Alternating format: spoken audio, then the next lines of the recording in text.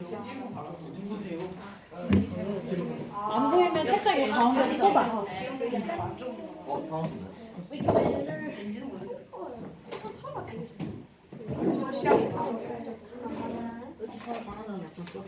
(2월 20일) 단어평가 6단원 할 건데 72에서 77 문제 수준으로 비슷한 문제를 뽑아서 낼 거고요.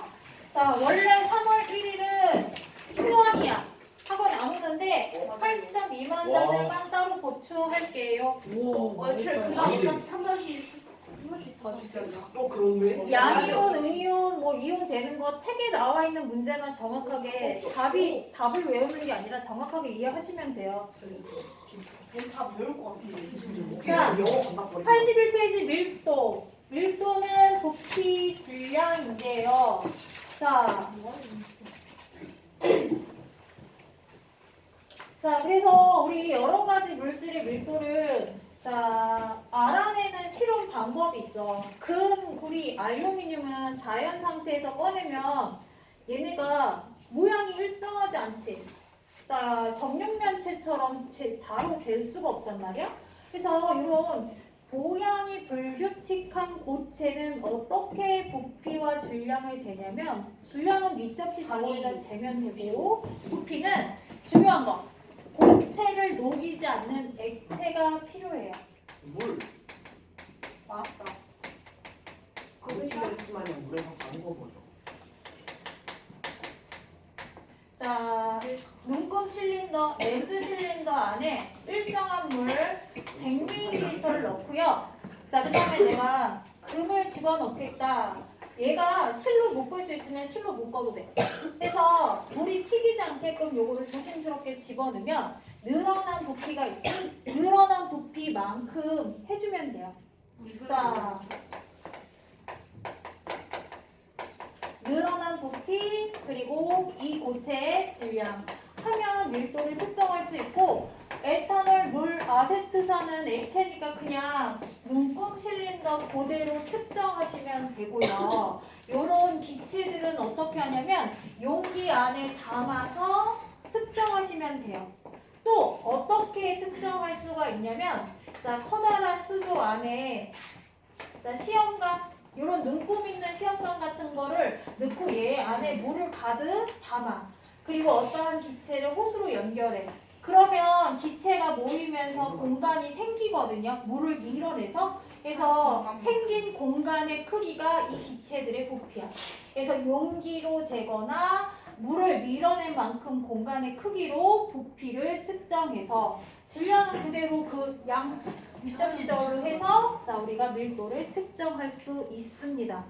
자, 그랬을 때 일반적으로 밀도 보니까 고체 쪽이 크고요. 액체 쪽 중간, 그 다음에 기체 쪽은 밀도가 작죠. 질량이 거의 없어요. 자, 그래서 당연히 밀도는 고체가 크다. 그리고 기체의 밀도는 부피 질량 재는데, 기체의 부피, 얘네들도 부피가 온도가 높아지게 되면 약간 부피가 늘어나는 현상이 있어요. 우리 철로, 기차 철로에 여기 틈을 이렇게 내고 있죠. 예. 왜 내요? 부피 이제 열팽창. 가열해서 얘네가 만약에 하나로 딱 연결했을 때 얘가 늘어나서 선이 이렇게 휘어져 버리면 기차가 탈선해 버려. 그래서 미리 늘어날 정도를 계산해서 공간을 띄워놓고 우리가 사용하게 되죠. 그래서 얘네들이 온도에 따라 밀도가 달라질 수 있기 때문에 반드시 온도 몇 도씨인지, 그리고 얘가 갖고 있는 기체는 기압에 따라서도 부피가 달라지는 거니까 온도와 기압을 함께 표시해야 정확한 밀도가 가능하다. 그래서 밀도는 부피분의 질량으로 구합니다. 해서 밀도가 큰 거는 시험관에 동시에 넣었을 때 밀도가 큰 거 아래 가라앉고, 그 다음에 순서대로 밀도가 작은 게 위에 있게 돼요. 탑을 걸어놨어.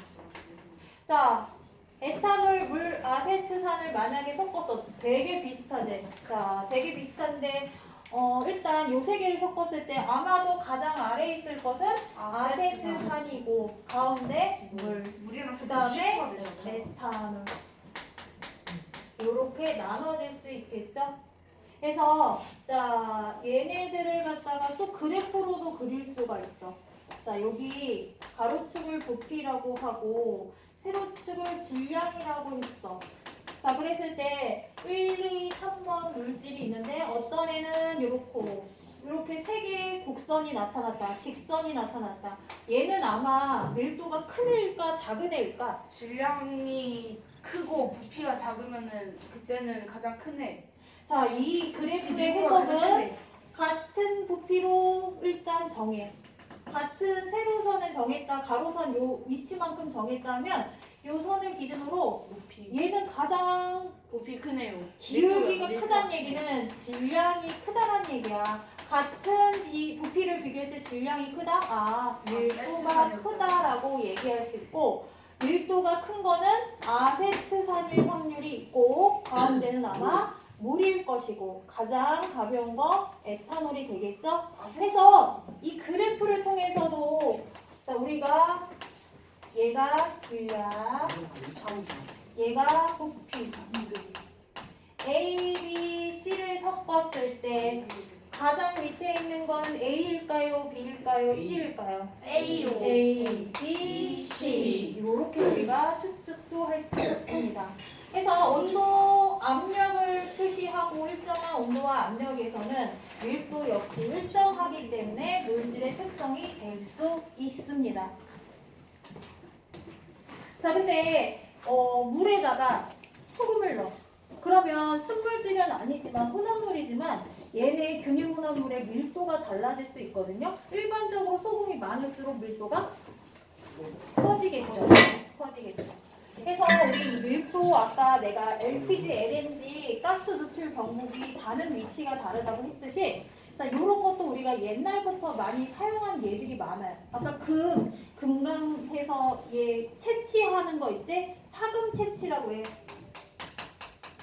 금이 밀도가 큰 걸 이용해서 사금 채취, 모래처럼 생긴 금이야. 요거를 채취하는 방법, 물을 흘려보내서 가라앉는 거 금, 위에 뜨는 거 모래 해서 이렇게 금을 채취하는 방법도 있고 자 그 다음에 우리가 오래된 달걀하고 신선한 달걀 자 둘 다 물에 넣으면요 달걀이 무겁기 때문에 두 개 다 가라앉아.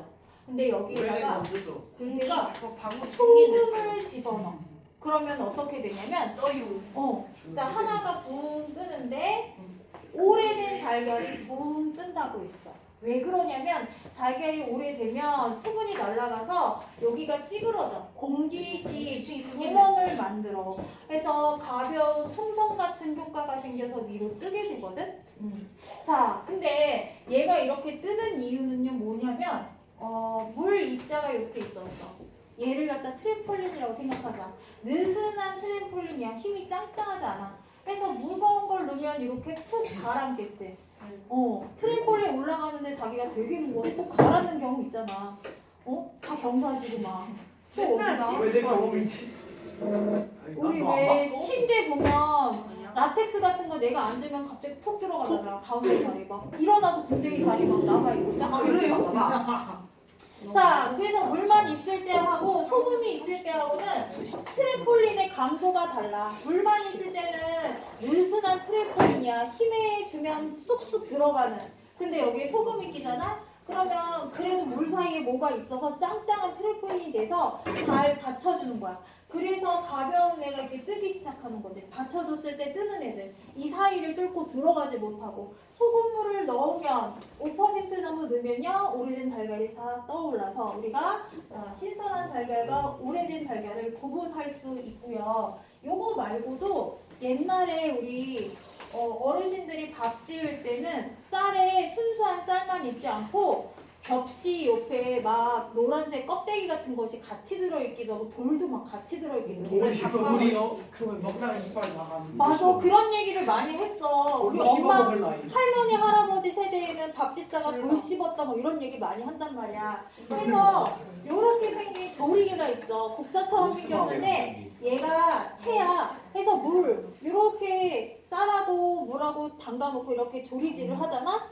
그러면 먼지 같은 불순물들이 이렇게 위에 떠요. 이렇게 떠서 얘를 갖다 건져내는 거야.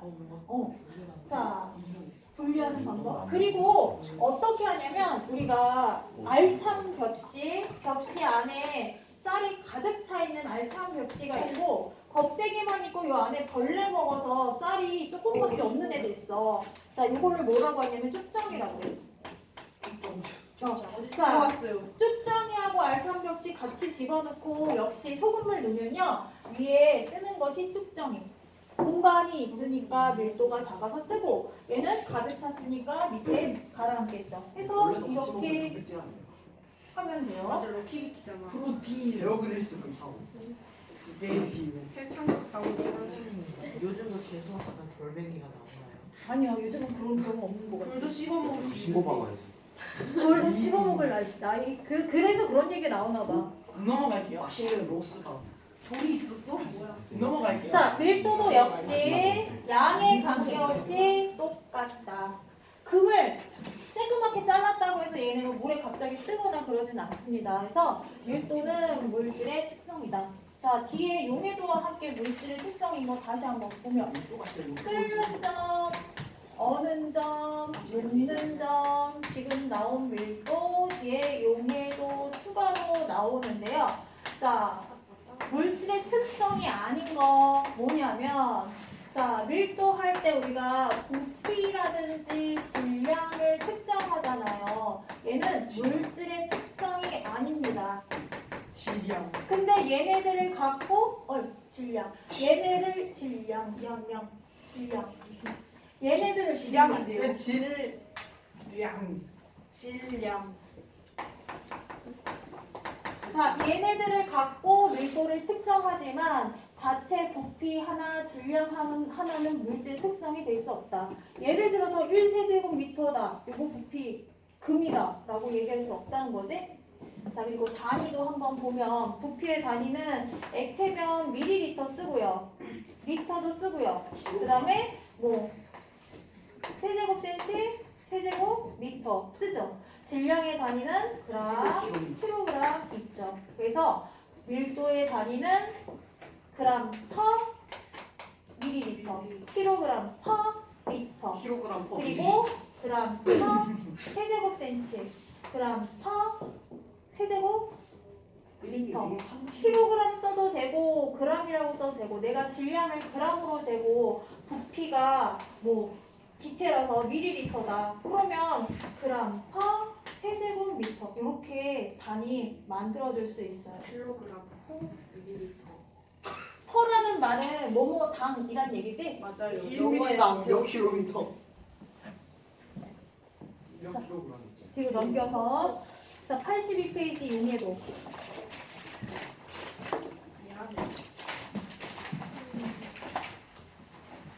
고발생 보니까 탄산물이 먹고 싶지. 이산화탄소를 물에 녹이면 탄산수 된다고. 탄산수는 순물질이야 혼합물질이야? 혼합물질. 무슨 혼합물? 균일혼합물. 균일혼합물.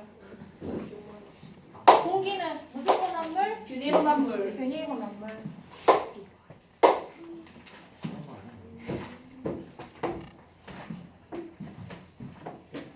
자 82페이지 용해도 요게 좀 골 때려요. 여기 좀 어려워 보여요. 근데 진짜 그래퍼가 지금 이상하게 생겼어요. 응? 뭐지 이거? 탄젠트 그래프에 우리 융해 배웠잖아. 융해. 네. 융해 비슷하죠? 자, 용해라는 말은 섞인다는 얘기야. 용해도는 섞이는 현상을 뜻해요. 그래서 자 물질의 녹는 정도를 우리가 물질의 특성이라고 볼 수 있는데 예를 들어서 설탕 물을 만들 거야. 그러면 설탕 물이 될 거야. 한 3배까지 넣을 수 있다고. 자, 그랬을 때 설탕은 물 속에 퐁당 들어가는 애잖아. 그래서 자, 녹는 물질 요거를 뭐라고 하냐면 용질이라고 얘기해. 자, 그리고 물은 얘를 받아들이는 애잖아. 그리고 모이는 물질. 몸매. 얘를 용매라고 해. 자, 그랬을 때 얘네가 하나로 되는 과정을 용해라고 얘기하고 이때 하나가 된 설탕물을 용액이라고 얘기를 해. 자, 앞으로는 용질, 용매, 용액 요 용어로 대신 막 나와요. 그래서 자, 요 용어를 잘 알아두셔야죠. 자, 용질, 용맥, 설탕하고 물은 뚜렷한데 아까 에탄올 수용에 에탄올이 물에 녹았어? 그러면 누가 용질이고 누가 용매냐? 일반적으로 양이 적은 게 용질, 녹아 들어가는 용질, 손님인 거야. 그 안으로 들어가는 거. 양이 많은 거 용매, 물이 용매. 이렇게 알아두시면 돼요. 실망이야. 너 왜 이렇게 돼? 소모욕 그 맛이 들었어. 실망이야. 얘네 이상해.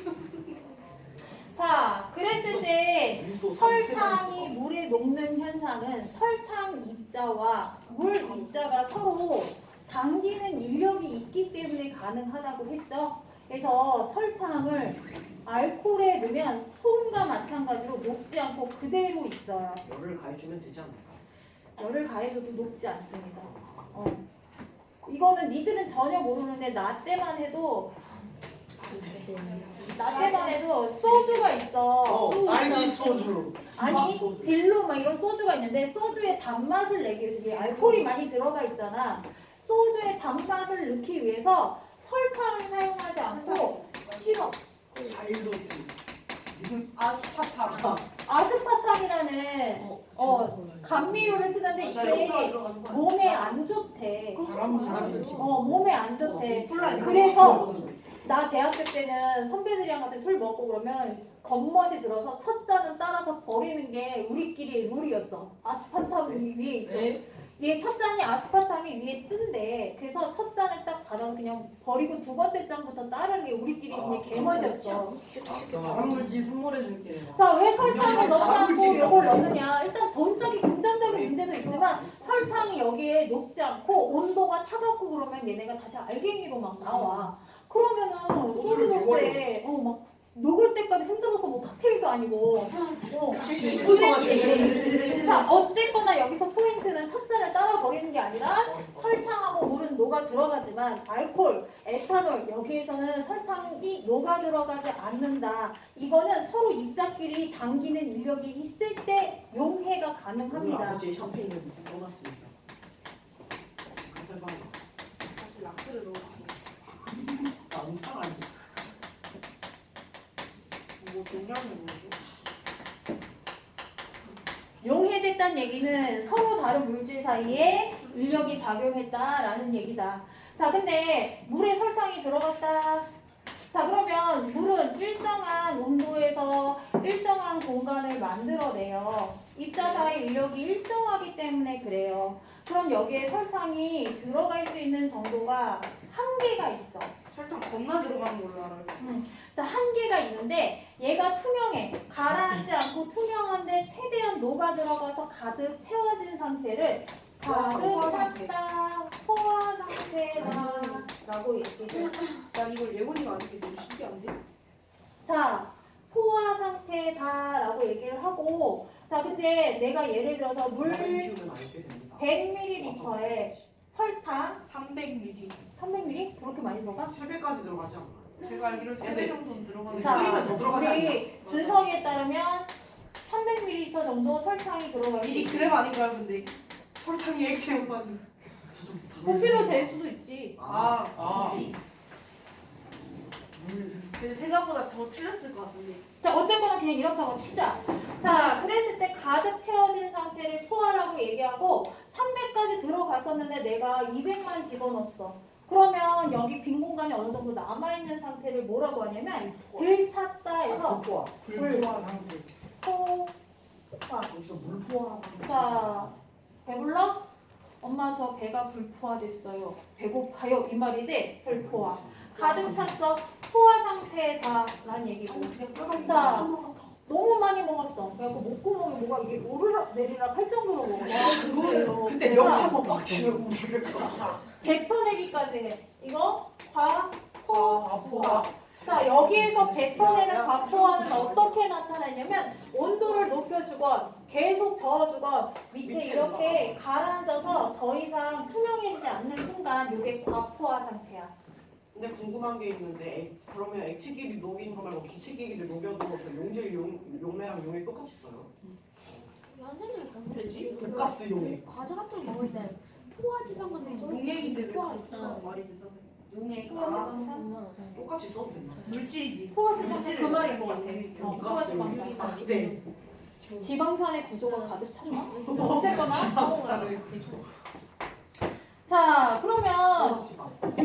내가 지금 물 100에 설탕 요만큼 들어갔을 때를 기준으로 가득 아니면 덜 찬 거, 너무 넘치는 거 이렇게 얘기했는데 만약에 물 100이 아니라 요걸 몰라.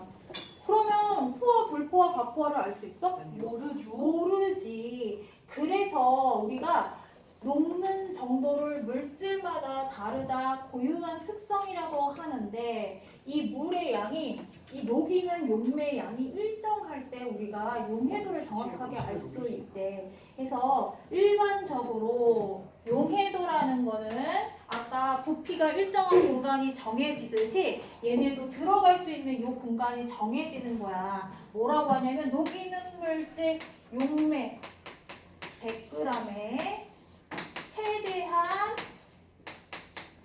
고농축 질소와 황산가스를 녹아 들어갈 수 있는 용질의 그람수, 킬로그램 아니야? 자, 그람수를 비교한 것을 우리는 뭐라고 하냐면 용해도라고 얘기를 합니다. 자, 용매 100이라는 걸 정해놨어. 그래서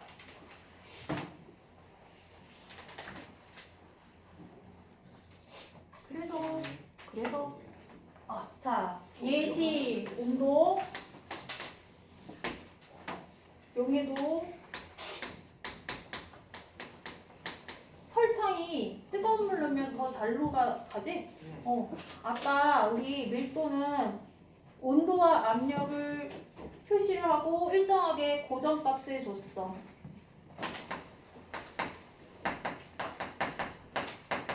그리고 얘네들은 압력을 고정값으로 줬어.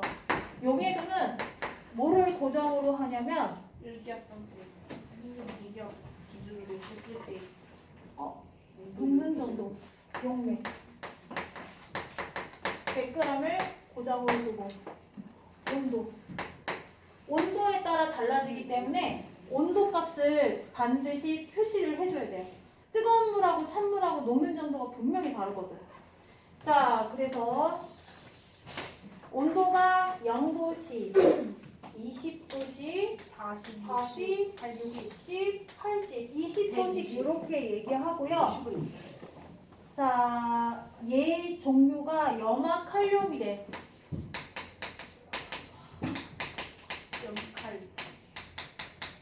자, 그리고 용매 100에 녹을 수 있는 정도를 보니까 27.8g. 그다음에 20도씨에서 34g. 요마칼륨이 어디 있지? 자, 뒤에 있는 문제 보는 거야. 40도씨에 40g. 60도씨에 45.8. 45.8 문제 푸는 거 아니고 그냥 예제 들은 거야. 80에 52. 말 들어. 숫자 이거 왜 그런데? 쌤이 뭔데? 자, 봐봐.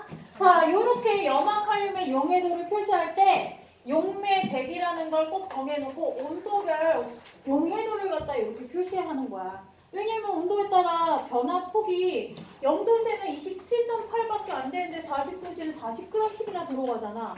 그러면 온도에 따라 달라지니까 온도별 녹는 정도를 우리는 일정한 값으로 물질의 특성이라고 볼 수 있다는 거지. 중요한 것은 여기에서 물 100g의 염화칼륨 용질 가로가 27.8이라는 거야. 자, 그러면 40도씨 요거 40g 들어갈 수 있는 거에 해석을 하면 이 40g이라는 건 무슨 소리냐면 염화칼륨 용질이 40g이 40도씨에 물 100g 녹아서 염화칼륨 물이라고 적을까 뭐라고 해야 돼? 물 속에 녹았다 수용액이라고 하지? 자, 수용액의 전체 질량은 얼마야? 140g이요. 140g인 거야. 자, 그러면 물 100에 염화칼륨이 포화 상태가 된 40도씨의 염화칼륨 수용액의 퍼센트 농도를 구하시오. 퍼센트 농도는 전체 용액분의 용질의 그람수 곱하기 100. 어떻게 구할 거야? 7분의 2. 7분의 200. 치하고만.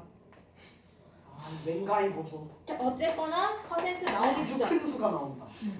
예? 7분의 2. 자, 그래서 여기에서 100이라는 숫자는 표시 안 하고 숨겨뒀어. 왜 그러냐면 우리가 1x는 x로 하듯이 얘 127g 용액은 얘 134, 140, 145, 151 요렇게 쓰면 우리가 양이 숫자가 너무 커지잖아. 우리가 숫자가 너무 커지거나 복잡해지는 걸 방지하기 위해서 숨겨두는 약속을 했어.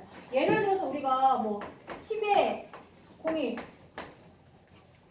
공이 5개. 막 요렇다라고 하면 우리 10 곱하기 10이 몇 승이야?